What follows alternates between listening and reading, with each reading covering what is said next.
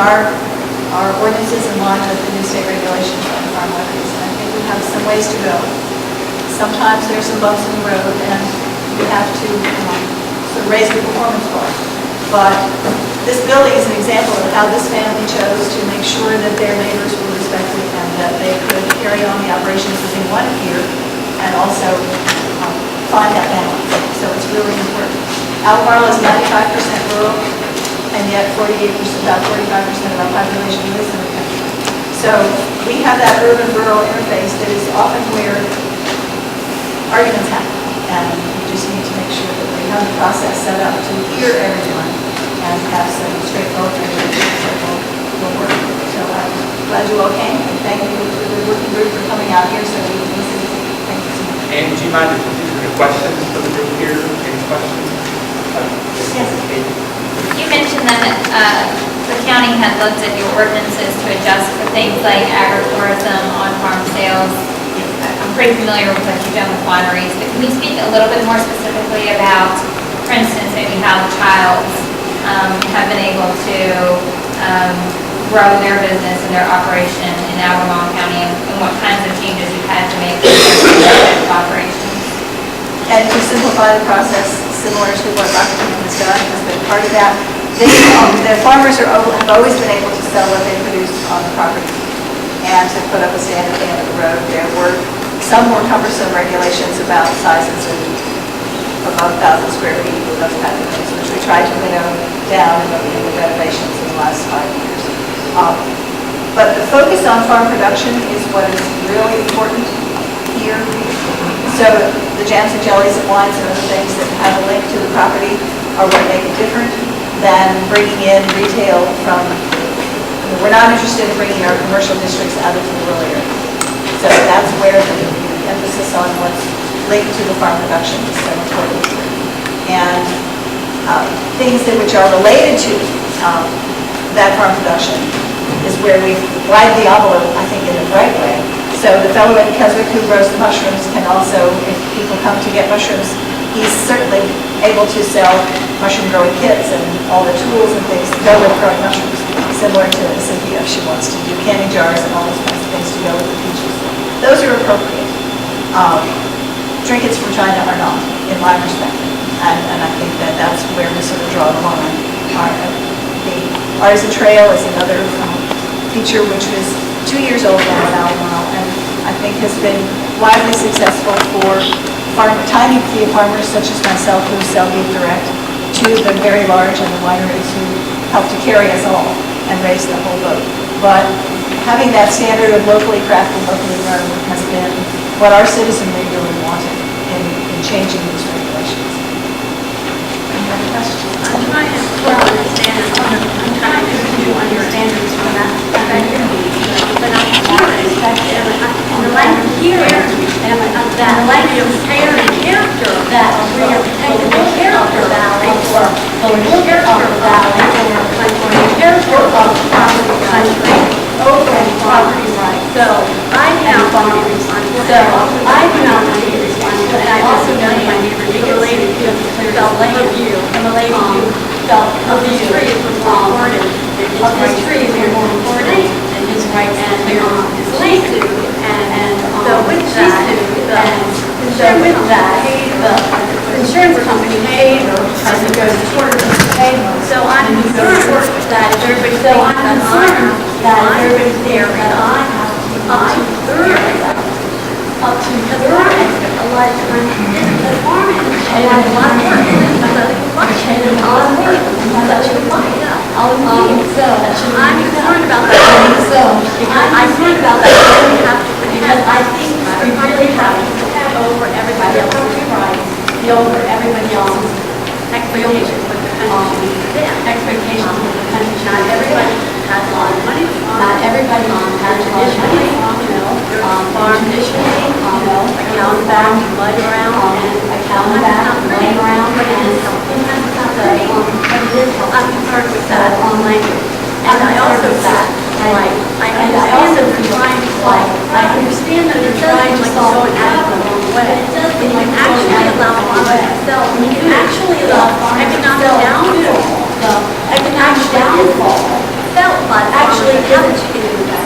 the farmers that have a chicken in the back. So I am concerned about how do we get the people that are already in the shoe, about how do we get the people that are already in the shoe so they can stay making money, so they can stay there for generations, since they've been there. And I think you can do that by producing, and I think you can do that by producing organic farm, sell it directly to someone that uses this product. I'm also concerned about this product. I'm also concerned about hearing about transportation and too many cars. Because I was taught was invented to get farmers produce, to get farmers produce. I don't understand why they're not using the same part. I don't understand why they're not using the same part to get people to help on the roads, to get people to farm. One angle that is in the comprehensive plan of Albemarle that is the most important feature of our rural areas is that the primary use for the rural area is agriculture. Residential is way down the list. So that was an important debate we had 5 years ago when I was in the department last time, and there was a proposal to sort of throw all that into one mush instead, and there was a very strong pushback from the agricultural community saying, no, it has to be agriculture and forestry first, and then to make sure that we understand that, to make sure that, but I think the reasonable common sense approach was on the option. To your point on transportation, I would just say, transportation issue here in Albemarle County, transportation issue here in Albemarle County, VDOT issue we were able to work with VDOT, they were able to work with VDOT, as long as they could get supplies, was able to get supplies to the farm, correct? So VDOT still does work with those lines of things like that. There's still true mission if there was actually, there's still true mission if there was actually. Thank you, Ann, for coming. Thank you, Ann, for I've got to take this opportunity to thank both things first. And then a little also. Number 6 years ago, 6 years ago, this county, we were as adverse as those that might be. That has all done what? That has all done what? Completely dissipated the county. Completely dissipated South County. And the exactly that is the municipal county, that is the Albemarle County of Richmond, that's our board of supervisors, did look at the work, said what came out of it, what came out of the census with a common sense approach that were our peers, make that everybody's staff change, make that happen, change past that, there's other areas, and I can't, you got to take this out, everybody now, and everybody now, and so thank you for, and so thank you for,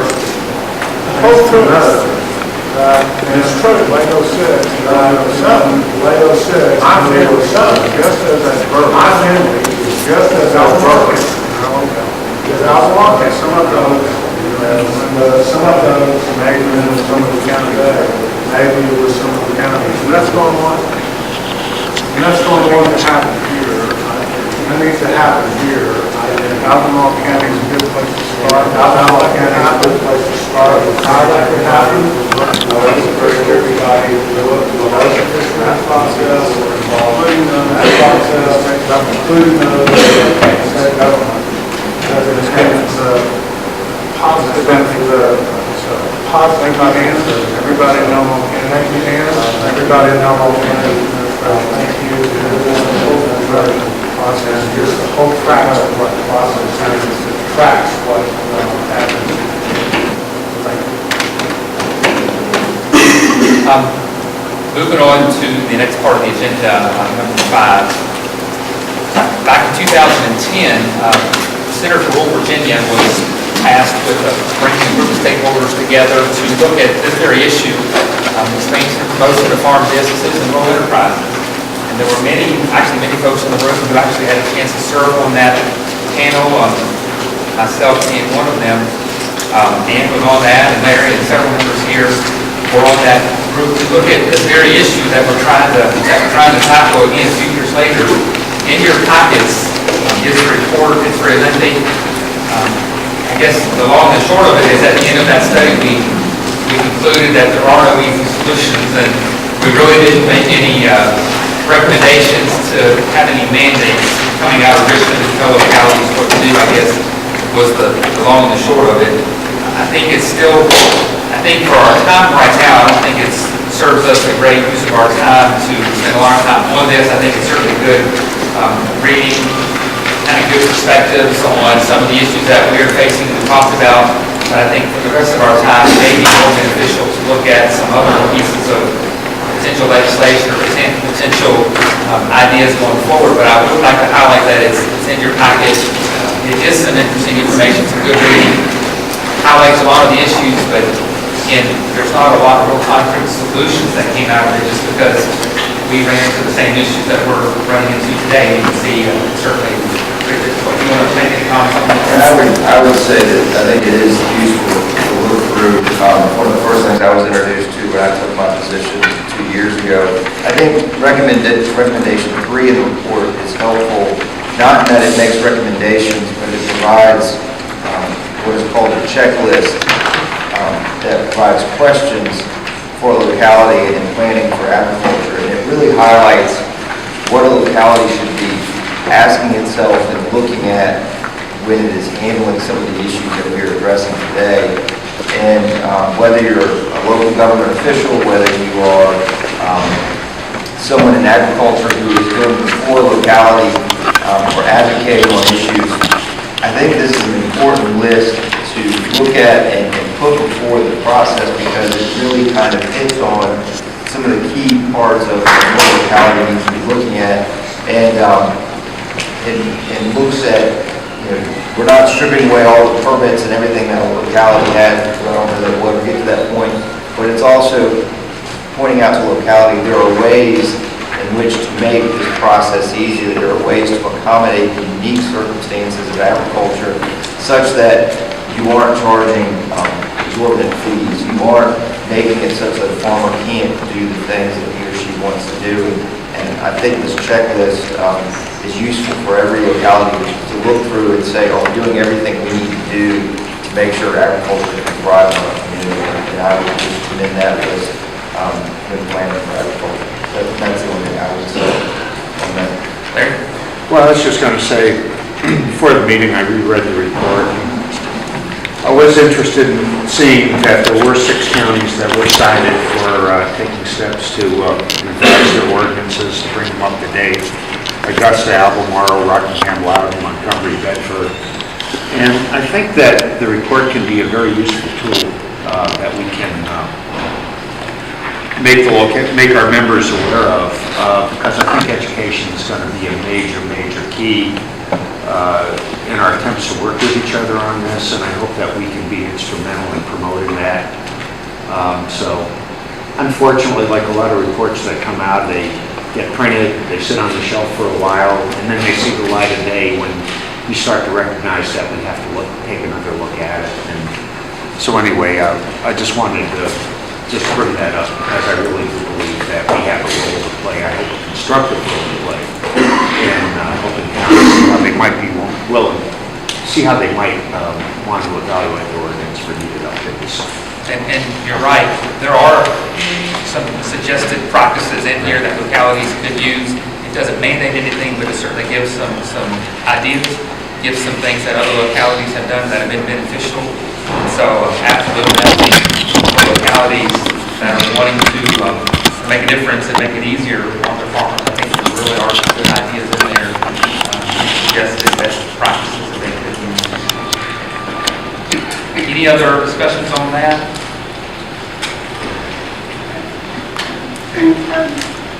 During this last General Assembly House Subcommittee on Agriculture, the Virginia Beach Agricultural Ordinance was introduced as a possible ordinance to consider. So I brought copies of it.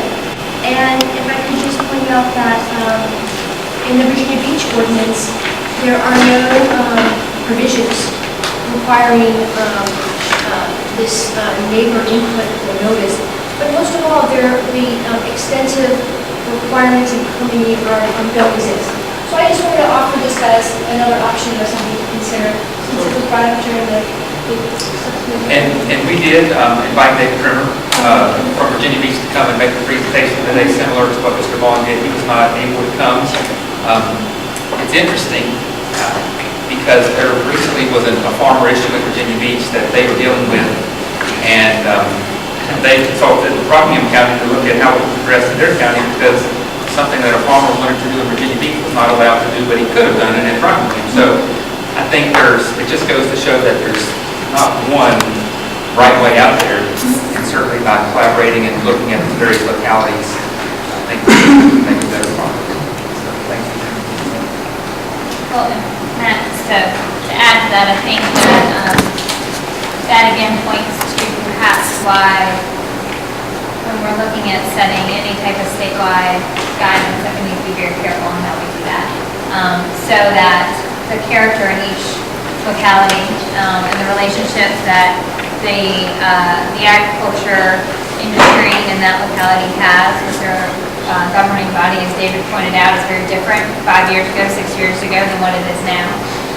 And so that the specific needs in one locality can really be addressed within that locality and be worked out with their farming community. And, you know, obviously, our hope is that should there be any statewide guidelines that are set for that, it would still preserve that ability for people to be able to work through the local government to make sure that that works in a specific area. Some areas there's tobacco in Virginia, and some places there's one. So we have to be able to recognize the diversity of our agriculture industry. My board of directors just spent 2 days on Virginia's Eastern Shore, completely different than probably many localities. Northampton and Appomattox County are completely different than most other localities in the state, just based on their, maybe your way a little bit the same, but based on their production and the types of agriculture that they have there. And so I think it's really important that we're mindful of that when we're looking at this issue moving forward. Well, I was just going to say, when I was looking over various ordinances among counties, just as an example, I was interested in seeing the different hours of operation that might be allowed. Now, in some cases, it would be from 6 a.m. to 7 p.m.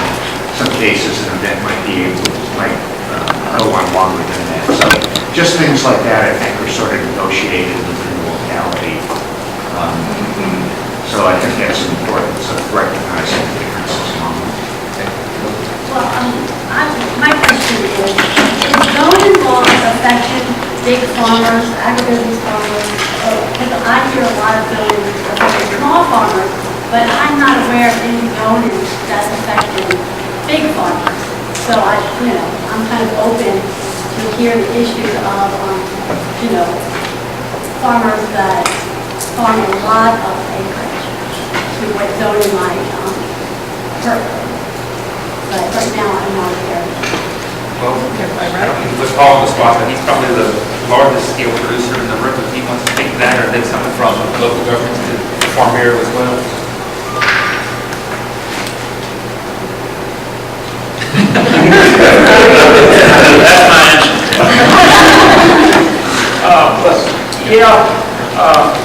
Zoning, I'm trying to think the right words here. I was sitting here listening to the two counties, and the first thing that came was taxation instead of zoning, land use. I'm wondering if Albemarle has land use. Absolutely, since With Rockingham. In my part of the world, one county does and other counties do not. I think land use is one way to really encourage help agriculture in your area. The argument is large farms, large spaces require less county services. On the other side, it may say, well, we're taxing the roads more, we're carrying heavier loads, we do more damage to the roads. Where you, as a small farm, will not have the tonnage or wear and tear that we have. I have run into, and I'm skirting the issue a little bit, with large farms, moving equipment is hard to do. As you farm next to towns, new people that have bought a piece of property come in, we have noise, we have dust. My combine blows dust, it drifts on your property. Want me to come wash your car? We laugh, but this is becoming an issue. I throw a little residue on the edge of your property. You want me to get a rake and rake it off of your property? You laugh, I've been approached with that. My argument was I was giving you fertilizer on it.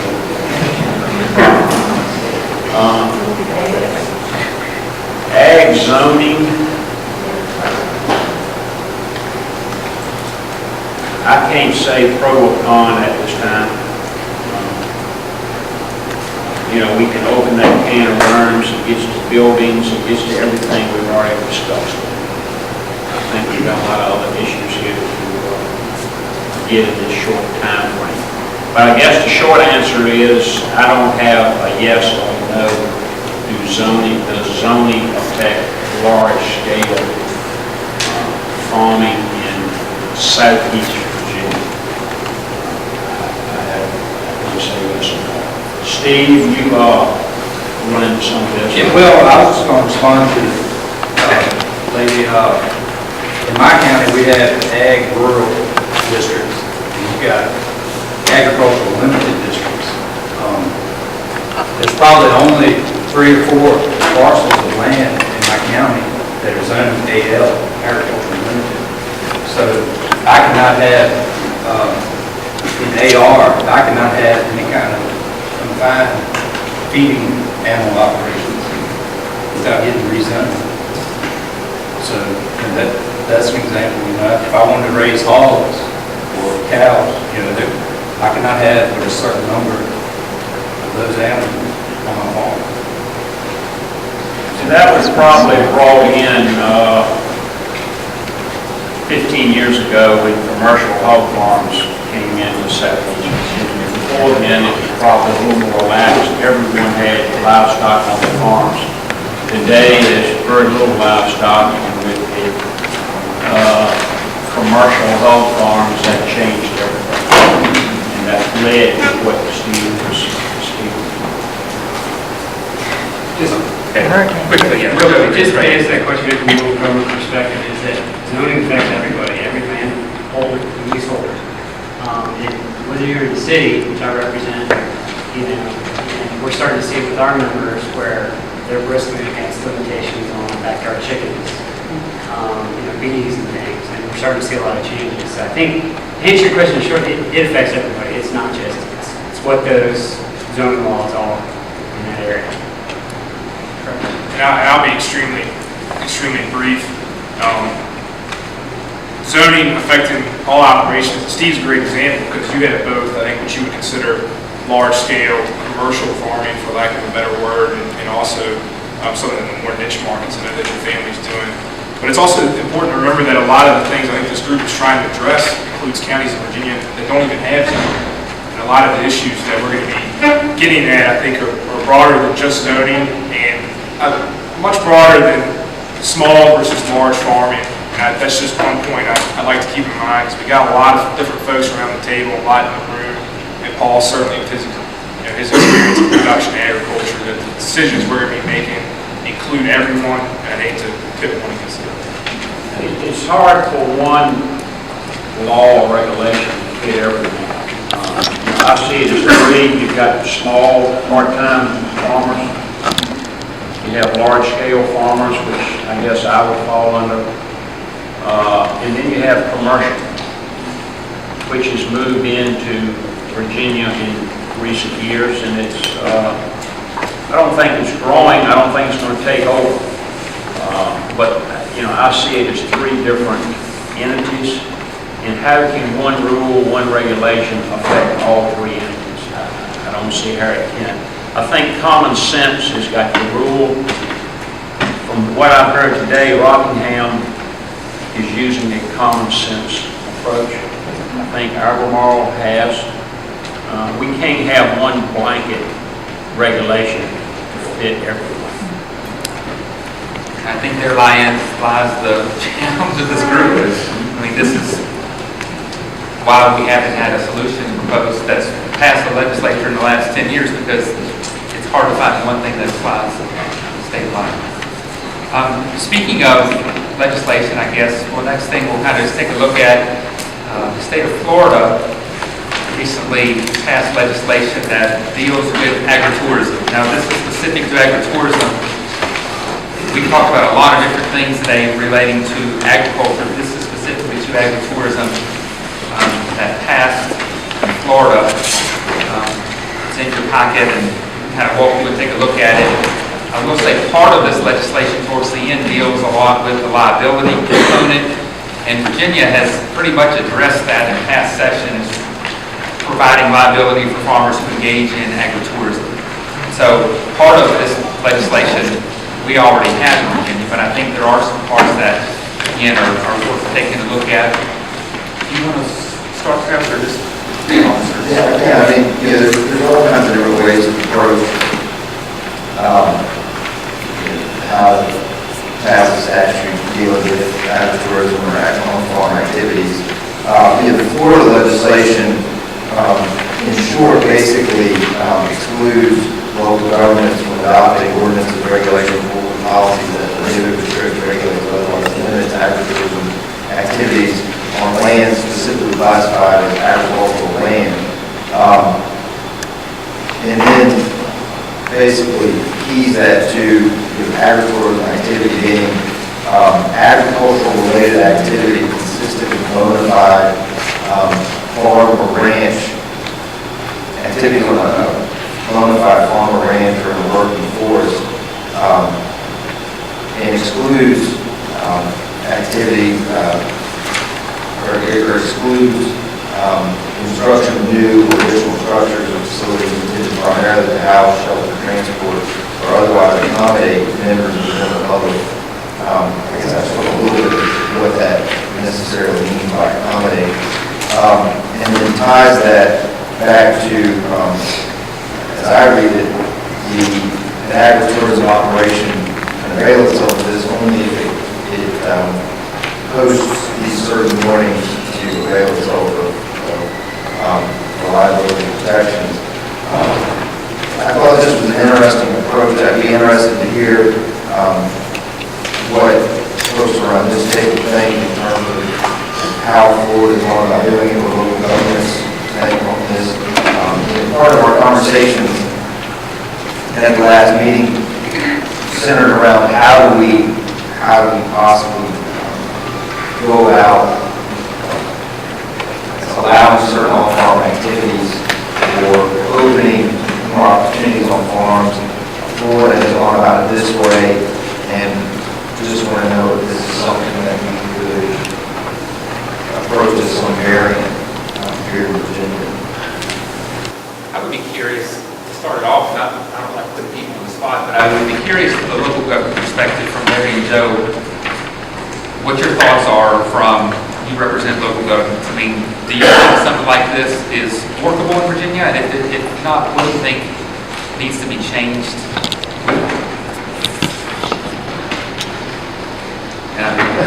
And this is not, what you say is not going to stone. I'm just curious your initial thoughts on it.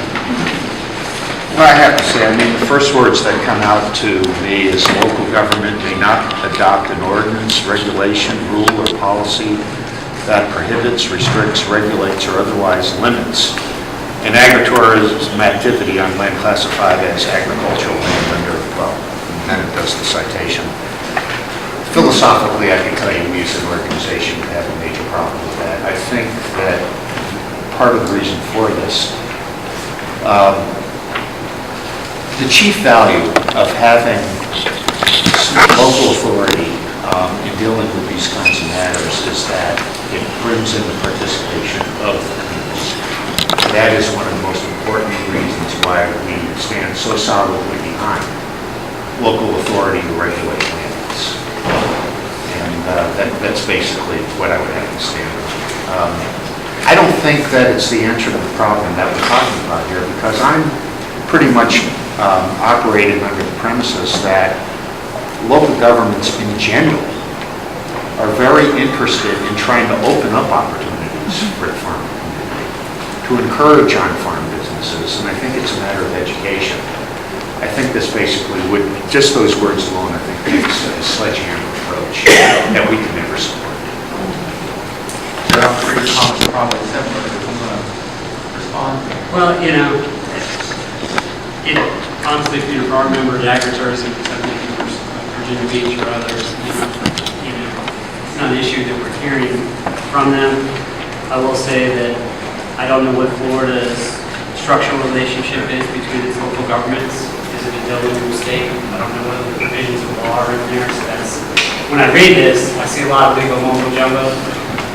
And I'm not sure what the practical effect is in Florida, so I'm not sure how that would translate to Virginia per se. What about for the panel? Let's open it up for discussion, things you like or don't like. Can I just ask another question? Larry, you mentioned education. Could you elaborate on what type of education and what you mean exactly? Well, we've been talking a lot among ourselves. It's just trying to do what we can through the media that we have available to us to encourage our members, basically. And we haven't really started on this yet because we're in a very formative stage of it, to help our members become aware of certain revisions that, well, let's just back up a little bit. To basically take a look at their ordinances and see in what ways that they might want to consider changes that might consider, more on-farm business activities. That would be a benefit to the county, it would be a benefit to the farming community. We could do that through a number of different venues. Of course, through our website, we can do that through our publications, we can do that through events. And so that's pretty much what I want.